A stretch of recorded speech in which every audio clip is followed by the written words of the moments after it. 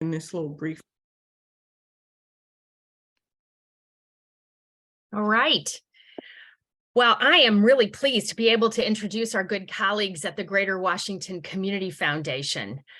I first heard that there was a new endowment and investment product being rolled out at the foundation during one of my semi-regular meetings with Ruth Eiffel from the Washington Regional Association of Grantmakers. Ruth suggested that the kind of organizations that make up the Fair Chance Network were exactly the kinds of organizations that could benefit most from this new product. So I reached out to Tonia, and she connected me to Rebecca. And both of them are with us today, along with Tiffanie, as you know. And so I'm just going to share just a little bit about them. There's so much more I could say, but we want to get right to the presentation. But I do want to give you a context for why these particular individuals are uniquely positioned to be the resources that we could most benefit from hearing from today and learning from today. Tonia is president and CEO of the foundation, and I remember meeting her when she first started at the foundation. She was VP of Community Investment then, and she was kicking off her Voices DMV project, one of the many projects she's been involved with to listen to the larger community and build partnerships. She became president of the foundation and CEO in 2020, and since then, my goodness, she has elevated the role of the Community Foundation to be the primary catalyst for getting things done across our region. And in particular, I think we want to mention the incredible role the foundation played in catalyzing city funding and foundation funding to be an emergency grant-making pool for COVID relief, and now with the health equity grants. The foundation is also playing a leadership role in addressing issues of racial disparity. And this initiative in particular is one of the things, just one of the things that they are doing in an effort to strengthen community-based organizations serving in the most underinvested parts of our community, similar to Fair Chance's mission, although with different strategies. Prior to the Community Foundation, Tonia was an Obama administration appointee and worked at the World Bank, just to name a few. And she serves on many, many community boards. And obviously, she's a really busy and sought after person. And we are thrilled that she is here with us this morning. Thank you, Tonia. And with her is Tiffanie Purvis, who recently joined the Community Foundation this past January. She is the General Counsel and Senior Philanthropic Advisor. She came from the Planned Giving Office at the Southern Poverty Law Center and has played similar roles in Planned Giving at the University of Maryland, one of my alma maters, and I suspect a few of yours as well. And she has raised millions of dollars for these organizations. And from my experience, higher education is particularly good at this. So she brings experience from another sector that we could really benefit from learning from. And she has worked collaboratively in raising those millions of dollars with financial advisors and with their donors. And she will be a huge asset to the Community Foundation and a terrific resource for all of us. Rebecca Rothey, who is also with us, is a certified fundraiser and estate planner and has been in multiple leadership roles with the Community Foundation since she joined in 2016. Previously, she was the director of gift planning at the Johns Hopkins University, another higher ed experienced, because again, higher ed's really good at this. And she has held similar roles at Catholic Charities of Baltimore, the American Red Cross, and the Baltimore Community Foundation. And she was the one who I initially met with to explain this new unique endowment product to me. And I am so excited that they are bringing this to you today. You will not only learn about this product, but they are going to talk about how it fits into a larger fundraising strategy and talk about the skills necessary for moving in this direction, which is a twofer, if you ask me. So I'm going to let Tonia kick them off and can't wait to hear the whole presentation. Thanks, Gretchen. Thank you. Thank you so much, Gretchen, for the lovely and very generous introduction. Really appreciate it. And a huge shout out to you and your entire team for taking on the responsibility of organizing this this presentation for us. We really, really appreciate it.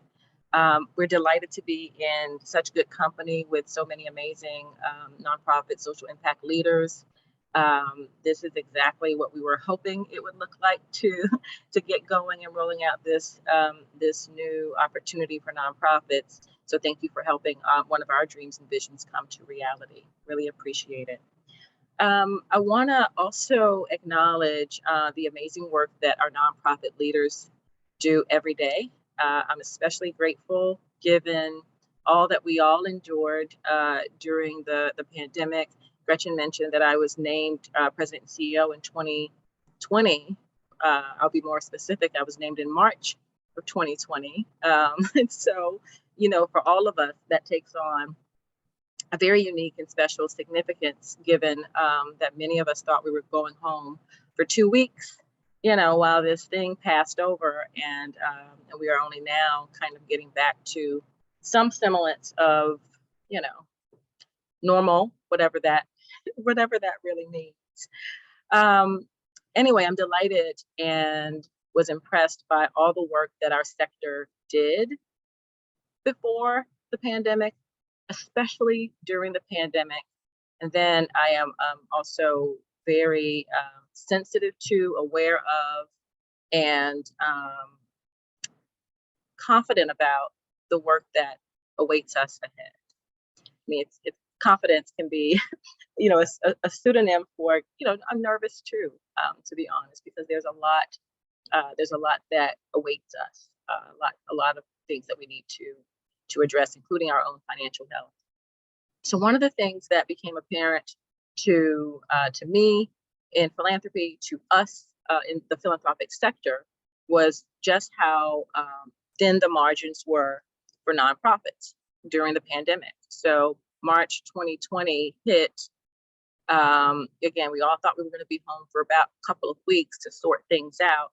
But by April, May, I can tell you most nonprofits were fearful about not being able to make their bottom line, to make payroll, to make ends meet. And we had not organized ourselves quickly enough as a sector, although we moved pretty fast, but sometimes not fast enough before the layoffs began, before the federal money was organized, before state and local dollars began to flow.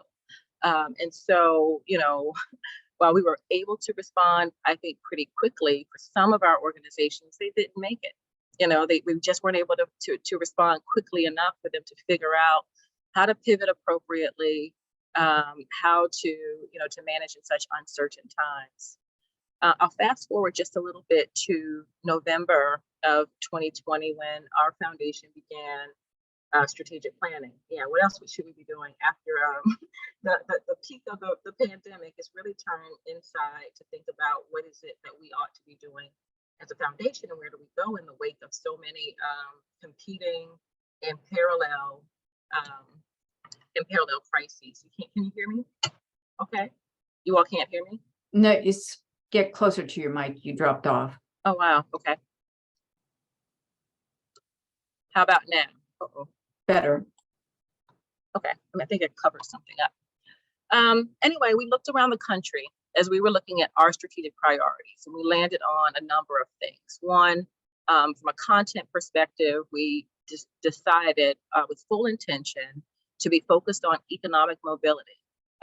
Given the conditions that many individuals in our communities suffered, the sector suffered, we just knew that it was important for us to think about how do we build income, assets, and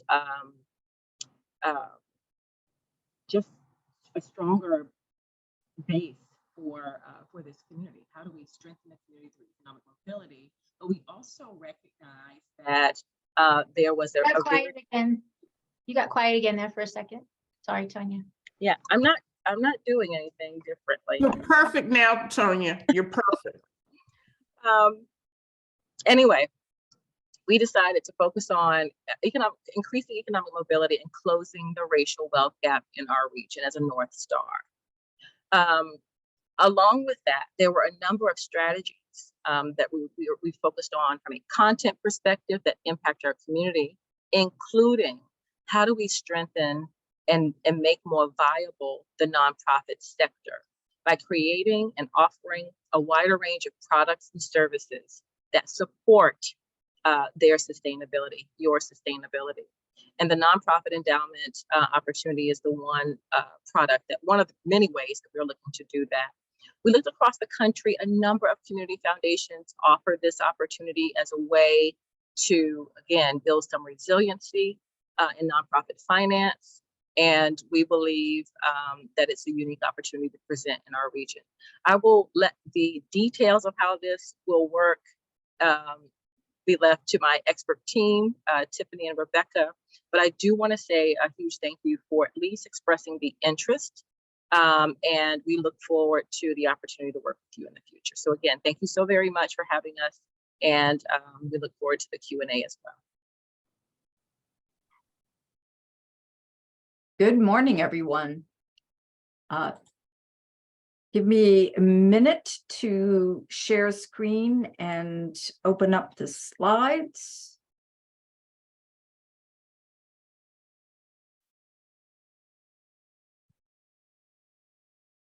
Hang on a second.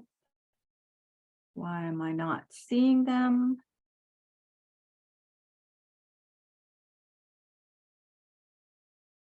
There it is.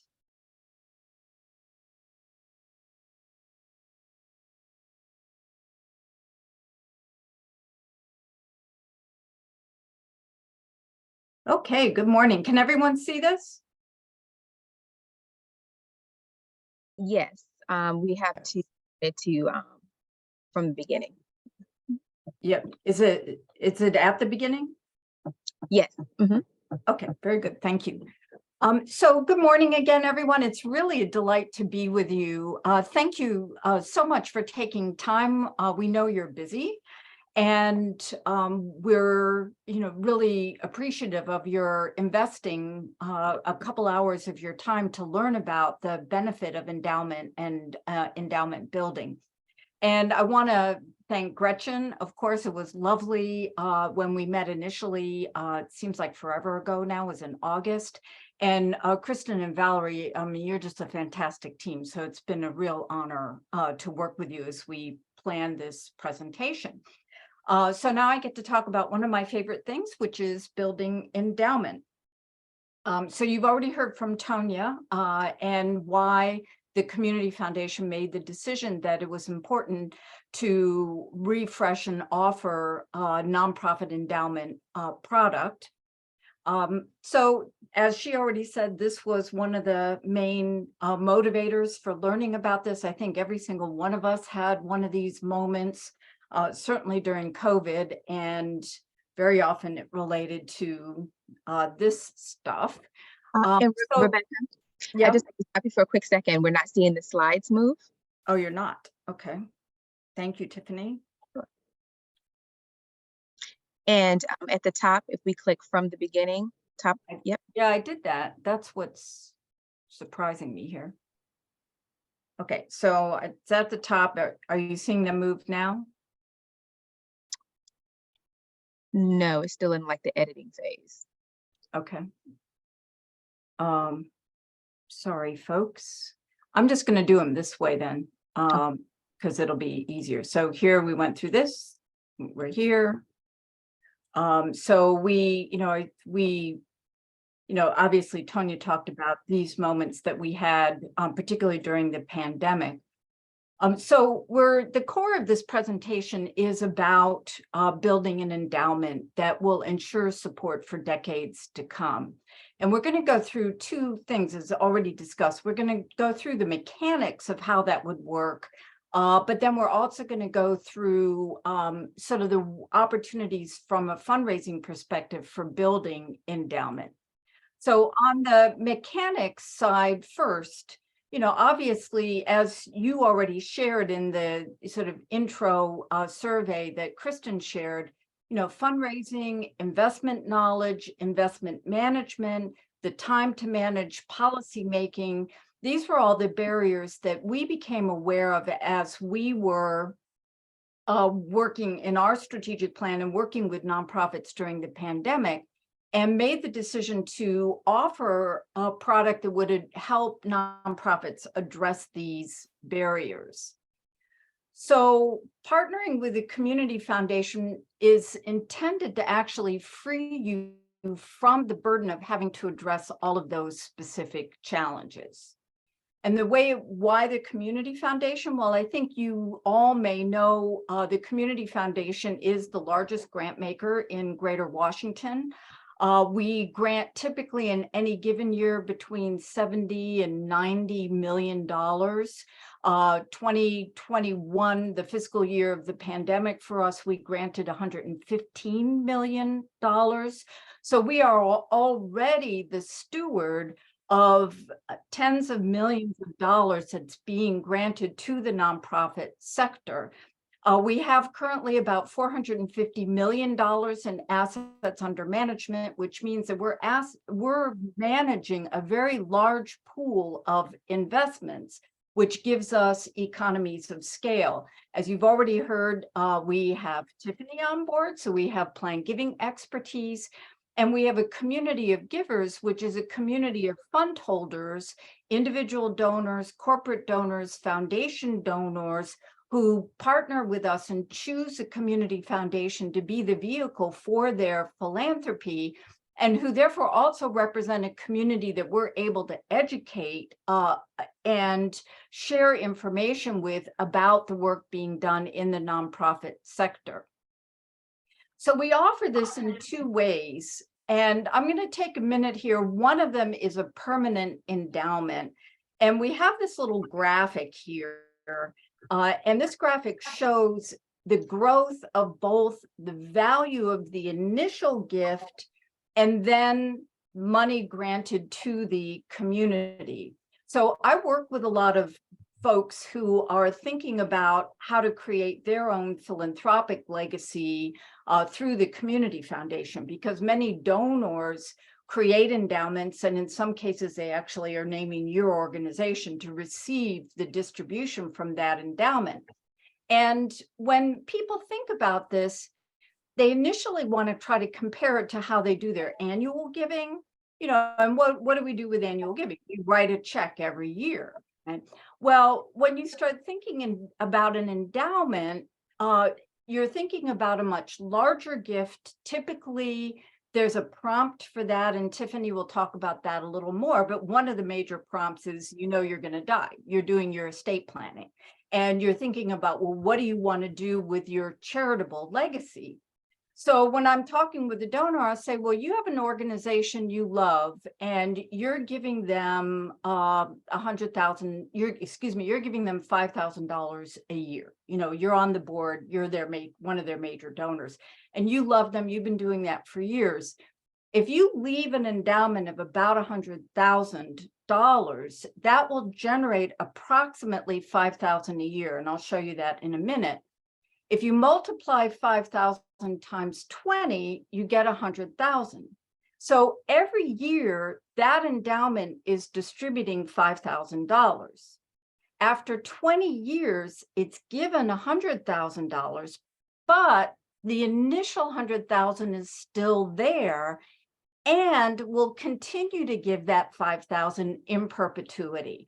And that's those green leaves. The corpus, the principal grows and remains, is preserved, while the fund is also giving reliable annual gifts to your organization. And when donors get their heads around that, it gives them that little piece of perpetuity, that it helps them overcome, what we all fear, our own mortality, and helps them realize that they can make a permanent, lasting difference for the organizations they love, for your organization. So we're offering a permanent endowment. So basically you set this up, it's between your organization and the community foundation. It's your money. But for example, say you just received a bequest, you weren't expecting, one of your longtime loyal board members, donors, volunteers left you $500,000. You don't want it sitting in a checking account. What do you do with it? put it in a permanent endowment, because then you are truly stewarding that love that your donor expressed through that gift in perpetuity, and you are ensuring that you will have that long-term support. Now, knowing that things happen, like a global pandemic, we do also offer a nonprofit endowment that allows you to withdraw from the principal. So this first one that I just shared, this permanent nonprofit endowment, the word permanent is the key word here, because that principal cannot be invaded. You're getting that, in the example I gave, that $5,000. But in this case, what's happening is that you actually have a fund, which we are asking you to consider as a savings account. It's not a checking account. You don't put money in, take it out. It's there as a reserve for emergencies, but we know those emergencies happen. And when they do, there is the option to withdraw from that fund. So now back to our favorite subject, money, and having a lot of it.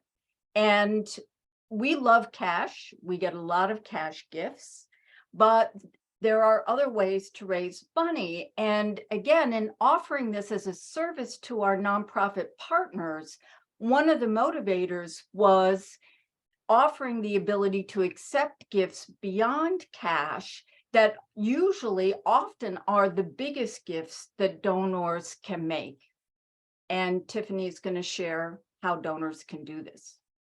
Absolutely. So plan giving, one of my favorite areas of charitable giving, they provide so many benefits. Incorporating plan giving into your individual giving strategy can really yield many benefits. Part of your services with setting up a nonprofit endowment with the community foundation is the ability to accept more complex gifts and support with either starting or either growing a plan giving program. So plan giving can help secure an organization's future. Most nonprofits think about establishing endowments when a large plan gift arrives, one they were not expecting. And so when someone commits to a plan gift, they are committed to your work for the long haul. They are hoping you will still be around to continue the important work that you were doing. A nonprofit endowment fund is a commitment to ensuring that you will see that dream through, a lasting legacy of service. Plan giving also provides more creative and sophisticated ways to give. Donors are always looking for more ways to give other than cash. Donors are looking for more ways to give that are tax advantaged, such as stocks and mutual funds or qualified charitable distributions, for example. Plan giving can lead to more outright gifts. There have been many times I have had conversations with donors that have started out focused on plan giving, and ultimately through the dialogue that we have and working with their advisor, it was determined they could give now. And I'll share a little story about that in just a minute. I have also seen instances where the donor moves forward with the plan gift, but then decides to start giving an annual gift as well. Because they have created a plan gift, they feel more invested in the organization and its mission and want to see the organization succeed. And plan giving, as Rebecca mentioned earlier, encompasses everyone. Everyone is a plan giving prospect. All of us have a finite amount of time on this earth. So it is vital that everyone puts in place a plan to ensure their wishes are carried out. And everyone has to pay taxes in some shape or form. So plan giving really addresses both of those aspects, helping people carry out their wishes in giving in a tax advantage way. Plan giving is also simple and easy to do in some cases. Not all plan giving vehicles have to be complex and complicated. Some are very easy to do that do not put a heavy burden on the donor to complete. In fact, most plan giving programs start with simple plan giving vehicles such as, next slide, please.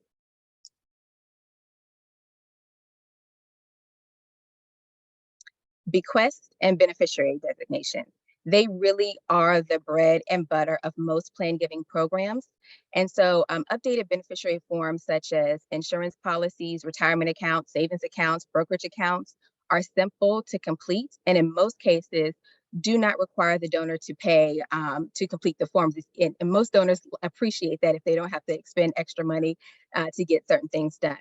So bequests are typically done when donors are updating their estate plans. So you want to ensure that you have tax ID number or an address that's easily accessible for attorneys and advisors, so donors can include your organization in their estate plans. Attorneys do not like digging through websites trying to find that information, and a lot of times neither do donors, and neither one may not contact you if they're not able to find the information, because some people want to keep their gifts private, but you want to make sure that they have the correct and accurate information to be able to leave your organization and their estate plans. So therefore, it is wise to include a tax ID number, address, sample bequest language on your website for attorneys, donors, and advisors to accept.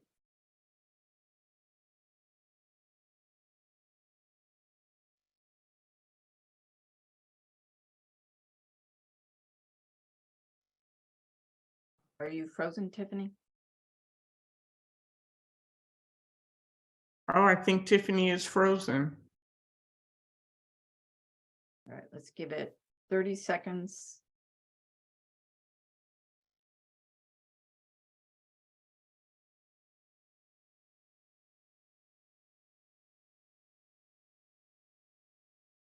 I always say this is a moment when I can sing. Everyone doesn't always want to hear me sing, but I don't sit silently well.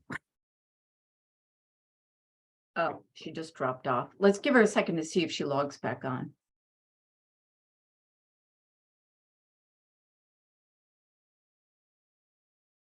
Okay, I will just say while she is coming back, I hope that people are getting quit there. Nope. Who's that?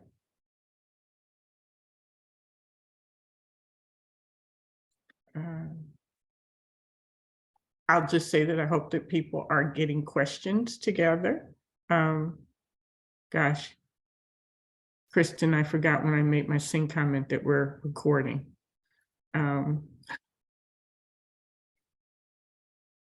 Rebecca, Tiffany just offered that Zoom just cut out on her.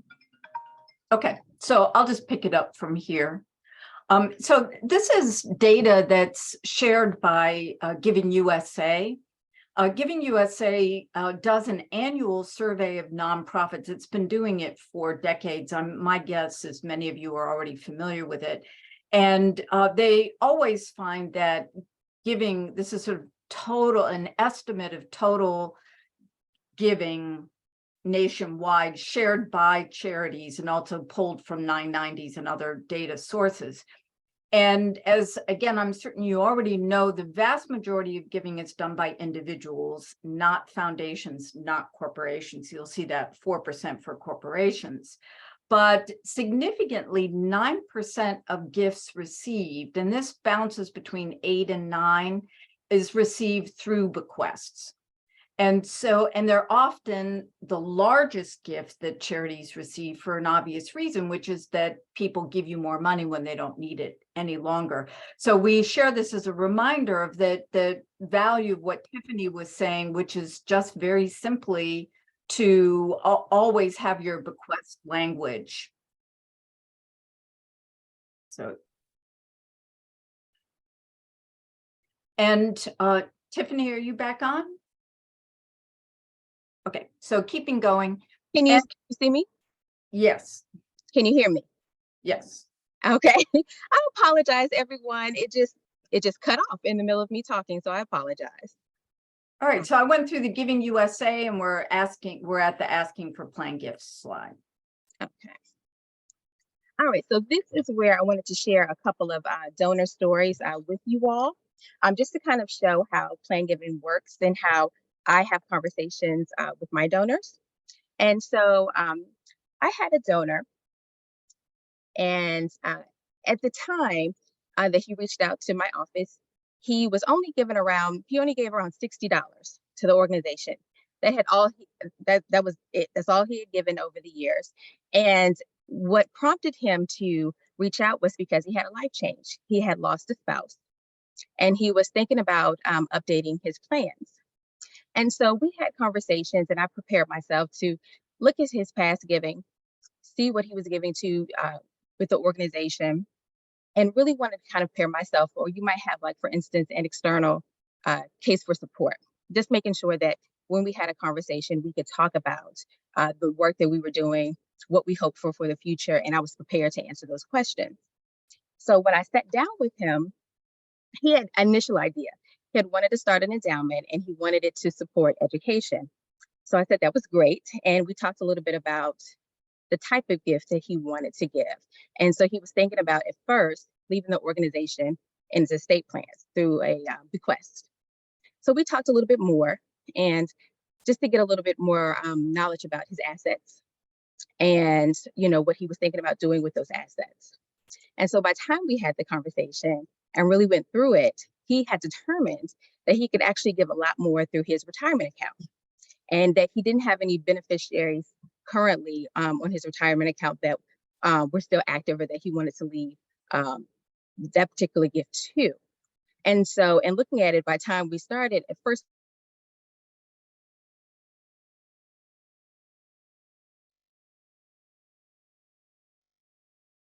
I think we lost Tiffanie again.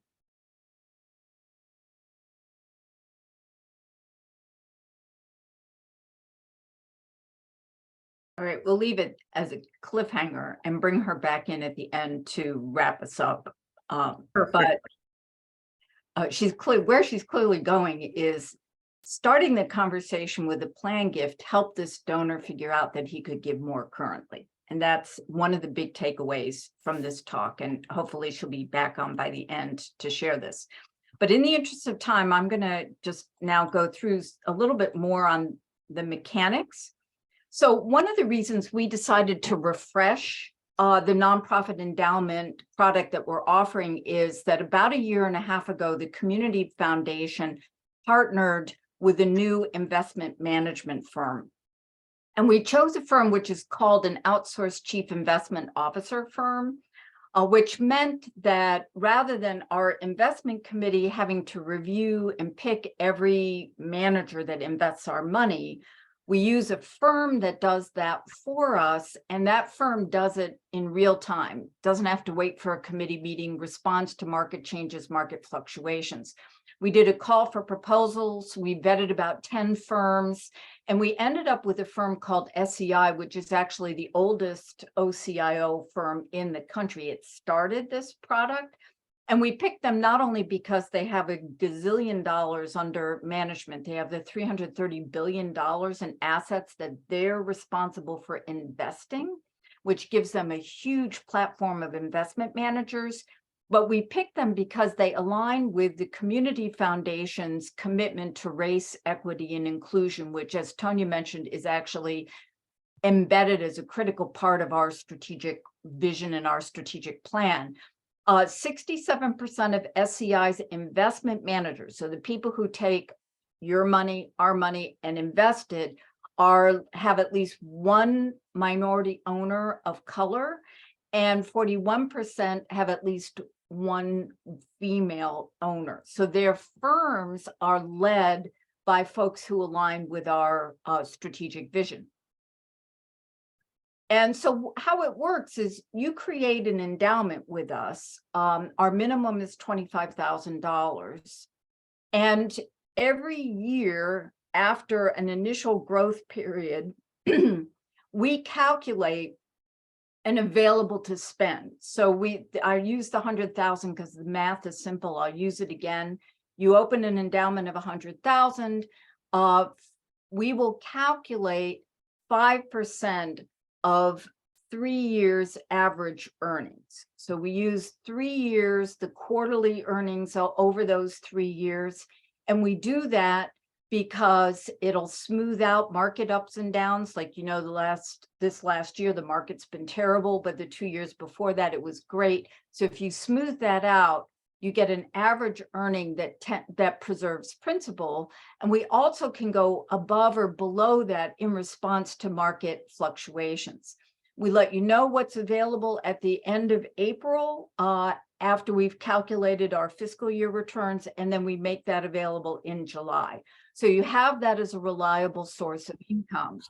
SEI has two pools, has created two investment pools for nonprofit endowments, and actually for all of our endowments, because we have many individual donors. Hi, Tiffany, we're going to leave your story to the end as a way to give us a sort of happy ending wrap up. Yes, I would happy to. Thank you. Yeah. And so we're just now in the sort of how the endowments are invested. So we have what we call a total return endowed fund. I'm not going to go through all of this. This would be the kind of thing we'd be happy to go through in greater detail if this opportunity is of interest with us, the Community Foundation. And we should say we're not the only people who offer these partnerships, but certainly right now in this region, we're the leader in this area. So you can see that what we're doing is we're investing for long-term growth. And one of the advantages of it and a permanent endowment is all you need every year is that 5% that of return. You're calculating based on what the total fund is earning every year, but you're not taking out any of the principal, which means you can invest in things like you'll see in the bottom of this chart, alternative investments, opportunistic investments, which over time earn more money. So what it does is it gives the fund the potential to grow at the greatest possible rate, knowing, as we all do, that the market is volatile. There'll be up years, there'll be down years, but over the average, this 10-year average that you see, this 7.95% is based on that ability to invest in those longer term investments. We also have a capital preservation endowed fund, which is the option for any nonprofit that creates a fund with us where they want to be able to withdraw money. And this is invested more conservatively because if you withdraw more than just that annual available to spend distribution, we need to have the money to give back to the nonprofit. And so it's invested more conservatively to preserve the initial capital, the initial gift put in the fund. So it has a much heavier allocation to fixed income for that reason. So just the final mechanics on this, opening a fund is simple. We encourage you to reach out to us if this is of interest. We know that these, again, as mentioned often, this is prompted by a particular opportunity or a donor who wants your organization to preserve his or her gift. You establish a fund with us, which is an initial gift and a fund agreement. Depending on which fund you choose, you have a choice, or you will be in the capital preservation fund. And then we have an online donor portal, which enables you to see your fund in real time, request money back, get statements, see how the investments are doing. And you also have an assigned donor services officer, which will be Tiffany. It's $25,000 to open the fund. As I mentioned, you get the quarterly statements, and then we notify you of your available to spend. You can request it in July. You do not have to take it. If you want that fund to grow, it can be reinvested back into principal. And then we offer philanthropic advisory services. So a dedicated philanthropic advisor, plan giving services, the fund management, which will include a semi-annual investment briefing where we really go through the opportunities, how the fund is performing, how it's invested, what, both the opportunities and the risks are in the investment of that fund, the portfolio of managers, the diversity profile. We do use an ESG screen, an environmental, social, and governance screen. We're very careful to not invest in sectors that do not align with our commitment to race, equity, and inclusion. And we review all of that in our investment briefing. And then as Tiffanie mentioned, we have the ability to accept more sophisticated gifts. So you have that, again, that founding board member, and she loves you, and she's got a vacation property, and you're chatting with her, and she says, you know, I just don't need that property anymore, and I don't know what to do with it. You call us, we help the gift acceptance process for that kind of gift. So just the basics on fees. I think for the majority of folks on this call, we offered an intentionally lower fee for nonprofits with an operating budget of less than $1 million. It's the greater of either 0.5% or $250. So it means that it's intentionally low cost in order to maximize the payment to you. If your annual budget is over $1 million, then this is our standard fee for all of our endowments. And again, we'll share this deck with you so you can review the fees on your own. So Tiffanie, I'm going to hand it over to you to just recap the benefits and to finish your story. Thank you. And looking at plan giving and kind of picking up where I left off with the story, because the donor was interested in giving and investing long-term into the organization, he also chose to support the organization outright as well. And so he said he was going to give $10,000 a year outright to the organization. And he did that by looking at a traditional IRA. And you all excuse me, I had to move in my home. Outside, they were doing some work which cut my internet, so I had to find a new spot, so I apologize. So he was given $10,000 a year to each program, and he did that by using a traditional IRA. And so with traditional IRAs, you can give now and you can give later. You can give now by using a qualified charitable distribution, and you can also leave the charity as beneficiary of the IRA. So all of this really occurred, and he decided to give the money through his IRA, through beneficiary, and giving $10,000 a year because of stewardship. And with stewardship, you need to thank your donors, make sure to involve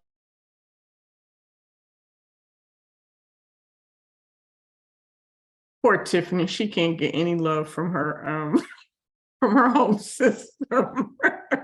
Did I freeze again? You did. Just for a minute. Yep.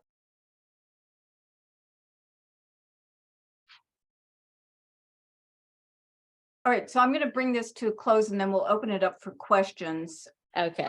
And I'm going to just thank you for your attention. And where Tiffanie was on donor stewardship, and we cannot emphasize that enough. We are a partner for stewarding donors who make gifts, and stewardship at its simplest level is just saying thank you every year.